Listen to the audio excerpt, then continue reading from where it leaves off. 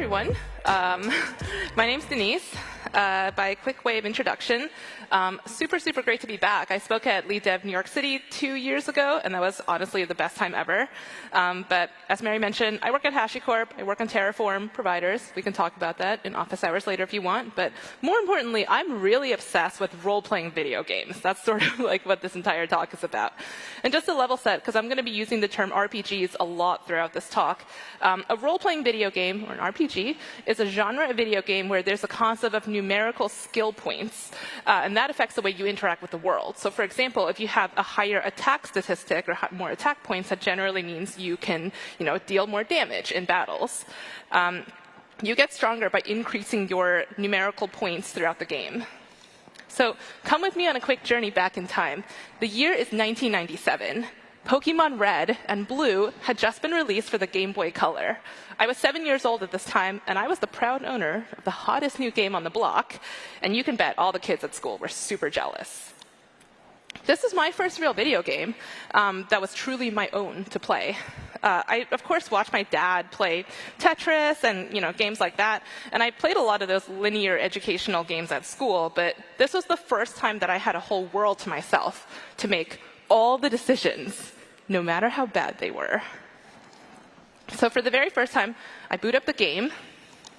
And I quickly get to the part in the game. There's an early part in the game where you get to choose your starting Pokemon. And for anyone who's played Pokemon Red or Blue or Yellow or any of the games, this will feel very familiar. Obviously, I choose Charmander. Charmander's the best starting Pokemon because he grows into Charizard, who is literally a fire-breathing dragon. And what else could a girl want? So I put Charmander into the front of my party. He's out there battling every single wild Pokemon I encounter. Wild Pidgeys, wild Rattatas, wild Caterpies. Absolutely no chance against Charmander, who quickly evolved into a Charmeleon. And then, by the time I reached the second gym in the game, he was a level 36 Charizard. I know not everyone has played this game, so I'll take a second to add a bit of extra context here. In the Pokemon games, to become the very best Pokemon trainer, there are a total of 8 gyms that you must visit throughout the game, and you must challenge and battle and defeat the gym leaders. 100 is the absolute maximum level for a Pokemon, and by the end of the 8th gym, your party should be around level 65 or so. So being at level 36 by gym 2 was really extra. That's not really how you're meant to play the game. So let's just say that the local wildlife continued to be negatively impacted by all of my training. So anyway, we're in the second gym, which is the Cerulean City Gym, the home of water Pokemon. Out goes Charizard. The gym leader sends out Staryu, which is a water Pokemon, of course.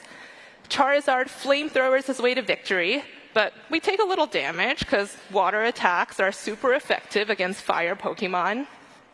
That's fine. Second Pokemon comes out, and the second Pokemon is faster, has a higher speed stat than Charizard, so they land a very powerful water attack very quickly. And then the unimaginable happens. Charizard goes down. I look at the other Pokemon that I have in my party, which is a level 4 Pidgey, and a level 8 Rattata, and a level 9 Cocoon Metapod. Oh, why is that even a Pokemon? But these guys are absolutely not ready for showtime. I send them out anyway, one at a time, only to be demolished. They all faint, and the game is over. OK, so we learned a couple things that day. I learned that perhaps I should have trained up more than just one Pokemon, more than just one Charizard. And secondly, I learned that I was destined to one day speak at engineering leadership conferences about the importance of investing evenly in your whole team. So I want you to take 2 messages away from today. I'm just going to tell you the theses of this talk up front, so you are now primed to listen for them. Number 1 is that good engineering leadership, or maybe good leadership generally, is actually not a vibe.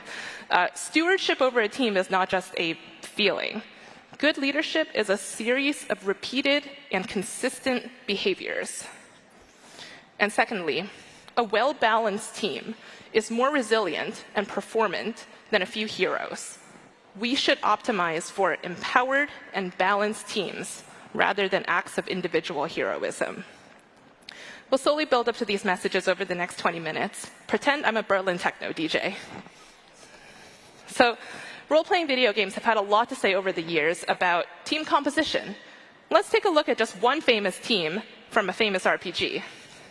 This is Final Fantasy VII. Anyone played this game? This is a very popular role-playing game, and I think first made in 1997, completely remade a couple years ago. I think for people who don't play video games, this is probably still the team that you recognize.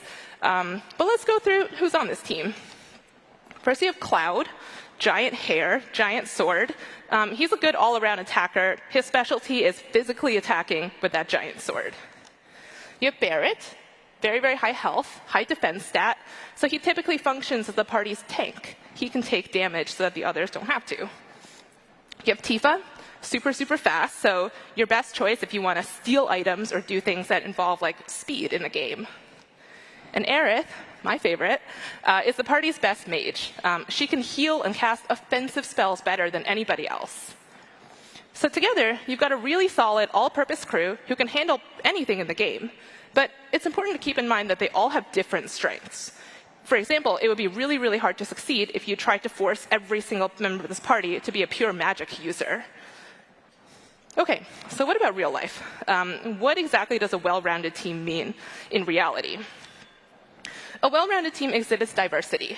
There's the usual stuff here, the demographic stuff. You want to make sure your team is reasonably balanced in terms of gender, race, the demographic stuff. You want early and mid and late career folks. And I think it's good to want a mix of experience levels. But on top of that, I think you also want to think about how people are going to grow in the future. You want people who are interested in different parts of your domain, who can grow in different ways. In other words, people with different future skill trees. We'll talk about that later. I'll give you a couple more paradigms here, just a little more food for thought. Some people like to process information quickly. Others process information more slowly. So some people really like on-the-spot, extemporaneous speaking. Others prefer to digest information asynchronously ahead of time. People are motivated by different things. I think it can be really interesting to build a team where some people are motivated by recognition and prestige. Others are motivated by maybe wanting to belong to a close-knit community. And maybe yet others are motivated by the possibility of improvement. If you've never seen the biceps model for talking about core needs and individual motivations, I really recommend you check this out. I feel like I reference this in every talk I ever give, but all the credit to Paloma Medina. Check this out. OK, that brings us to kind of the first checkpoint. This talk is going to be signposted with a series of checkpoints to help you and me keep track of where we are. So we have some ideas on what well-rounded teams might look like. So first question. How should we go about forming a well-rounded team? To do that, we have to develop some opinions about the end state that we're after. The exact balance of skills and capabilities for each team is going to be a bit different. Your team needs different things than my team, so you're going to need to do some upfront work here to identify your desired end state. I would start by taking stock of the specific skills you think you need on your team to be successful. What programming languages do you use? What kind of domain expertise do you need? What tools do you use?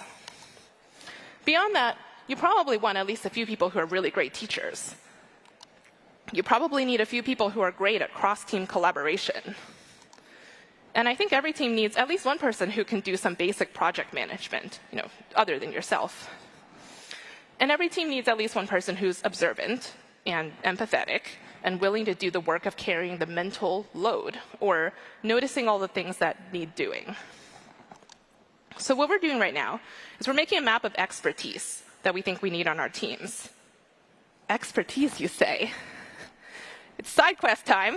Now, if you played RPGs, you probably have done a side quest or two. I really like side quests. Sometimes I do them more than the main quest. So we're going to go on a quick side quest together to find out what do we actually mean by expertise. Gary Klein is one of the big researchers out there about expertise. Klein's work has a bunch of smart findings. One of them is that novices only see what is there, but experts can see what is not there. The deep experience of an expert enables them to notice what's missing. That previous experience also enables an expert to pattern match or to apply intuition. Experts make sense of a situation quickly because they've seen this sort of situation so many times before. There's a lot of really fascinating research out there about expertise. The Cambridge Handbook of Expertise and Expert Performance is a really good place to start if you're interested in going deeper into this. And it's not just about engineering. There's a lot of different forms of expertise discussed in there. But for me, personally, I have a very special way that I prefer to measure expertise. I like to measure expertise in terms of how much cursed knowledge do you have about this subject area, where cursed knowledge is defined as knowledge that you gained against your will. So if someone says, I'm an expert at YAML, I might ask you, OK, tell me the most cursed thing that you know about YAML. And maybe you'll say, Norway is a Boolean. No? Unless you explicitly said that it was a string. Later in office hours, you can come tell me the most cursed thing you know about YAML, or whatever you want. OK, so that's our discussion. That's our side quest about expertise and different ways to define it. Back to the main quest. Whatever end state you decide for your team, expect that end state to change and evolve. Your definition of your well-rounded team, your defined set of complementary skills, should regularly evolve in response to shifting business needs and industry patterns. So we've reached our second save point. So far, we've covered diverse teams are good. Your diverse team is going to look different from my diverse team, so identify your end state. We've got that end state now. We have something in mind. So let's talk about the mechanics of building expertise, building towards that end state. I really like this theory of learning called the theory of proximal development theory. This gets discussed a lot in the study of pedagogy and education. Unfortunately, it doesn't mean just standing near a person you want to learn from, hoping to absorb information by osmosis. Believe me, I've been trying, and it doesn't work like that. If you're enjoying this, LeadDev's got loads more to offer. I have written some blog posts for the website in the past. I know the recordings from all the conferences are up there. You should definitely check it out. LeadDev can offer a variety of things, from blogs, webinars, panels, Slack community which is super supportive. So make sure you check out leaddev.com.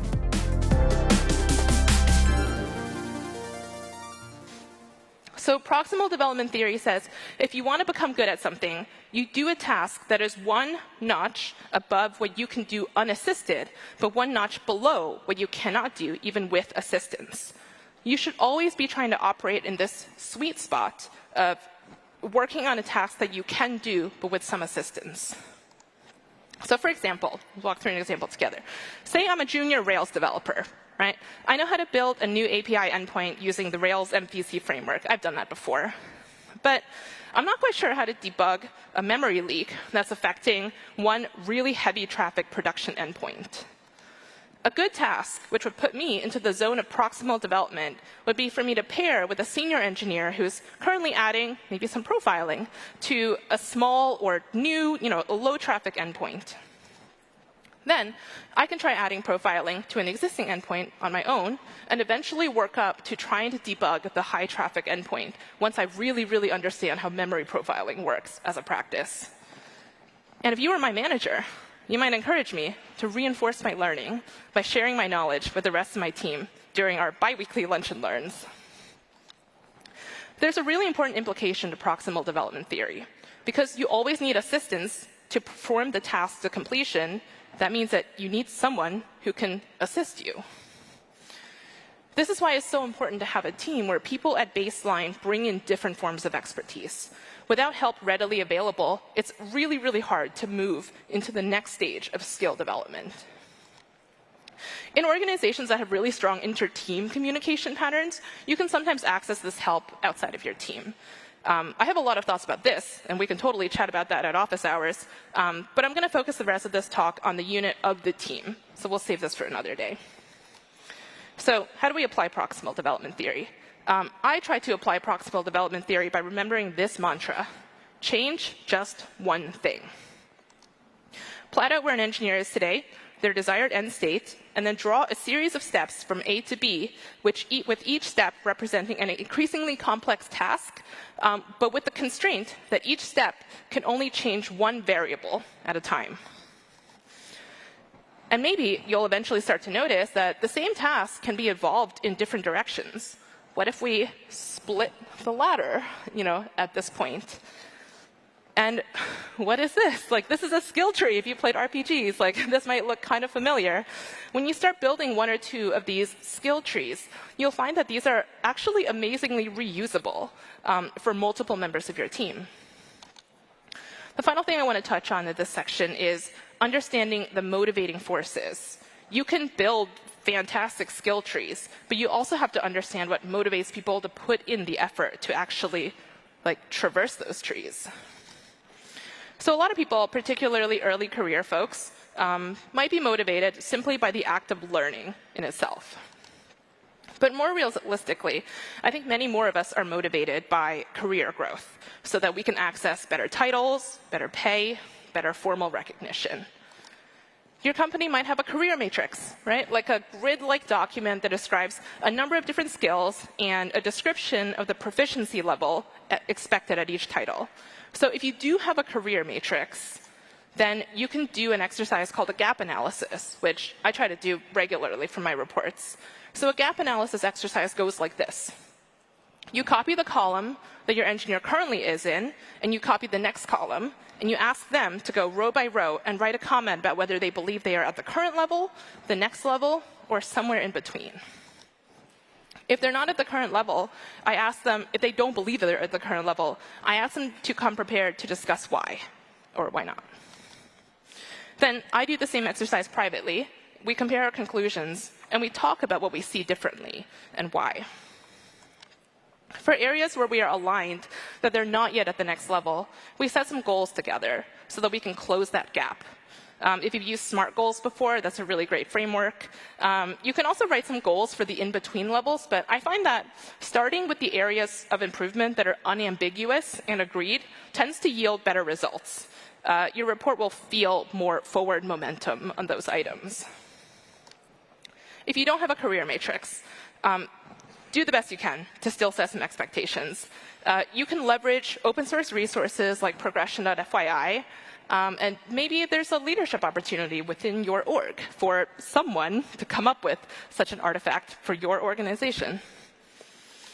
OK, so we got a vision for the team now. We covered the mechanics of developing expertise by talking about proximal development theory and skill trees. So the next point is, how can we be good stewards of the vision that we've set for the team? So we as leaders steward our vision for the team by making good decisions. As managers and leaders, we make a lot of decisions. I definitely feel decision fatigue at the end of some days. Sometimes we don't even realize that we're making decisions, right? But here's the thing. Our teams notice. Our teams notice our choice of emoji, our choice of using Slack versus email versus Zoom to communicate something, our choice to send a message publicly or privately. I know that our teams notice because when I was an IC, I noticed. Good stewardship over our teams is being consistent with the dozens of decisions that we make every single day and using those decisions to incrementally advance our vision for our team. So they're the big decisions, right? It's kind of like the obvious ones. Who we hire, who we promote, sometimes who we have to let go, but also when and how and under what circumstances. We also make a lot of decisions around how we work. Every manager operates a little bit differently, but one thing I've noticed across the board is that most managers will make some decisions about how work gets assigned on their teams. So there's a lot of different ways to design the distribution of work. First, you can have a total free-for-all, which kind of sounds like abdicating responsibility, but that in itself is actually still a decision. In practice, this very rarely works. In the worst case, maybe you'll end up with total chaos on the team. But more likely, the most responsible member of the team will secretly become the shadow manager because someone will realize that they care about order and equity on their team more than their manager does. This is not a good place to be as a team. The other extreme is you can decide who does every single piece of work, no matter how big or how small. This also is something I find to be generally unsustainable because you can't really accurately predict how long everything will take, and you'll probably end up bottlenecking someone at some point.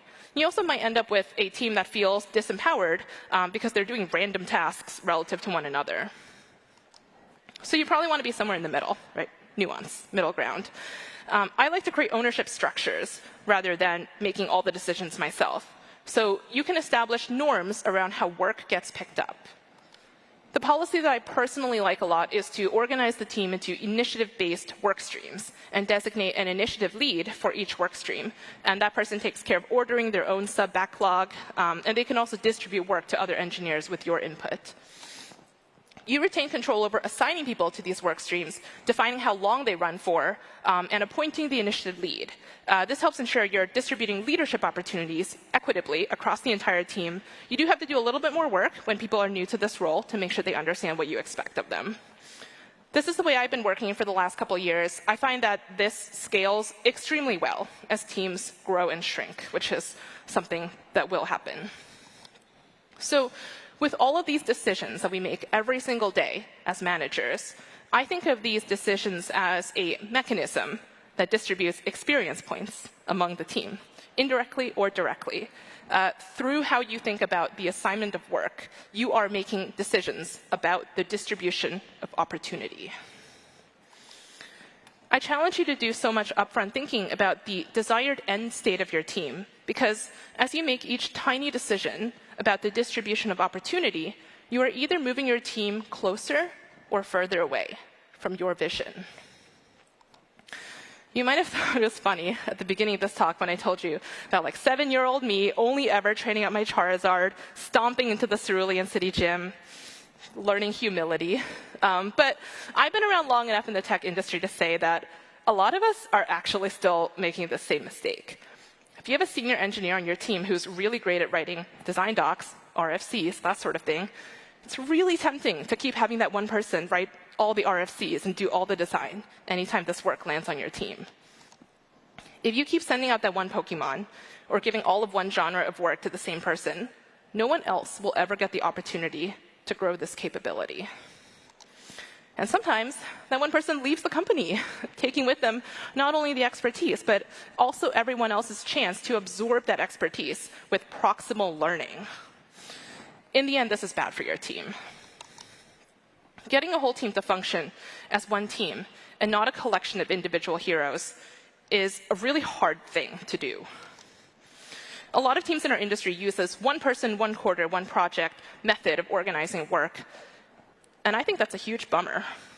I think this creates silos within teams, and those teams become collections of silos that also don't talk to the other collections of silos in their department. The only way to break down these mini silos is to intentionally decide that you're going to have more than one person work on the same task, or at least within the same area. Once again, if you look to proximal development theory, you're going to have to identify the learners and the teachers and create structures on the team that enable them to pair up.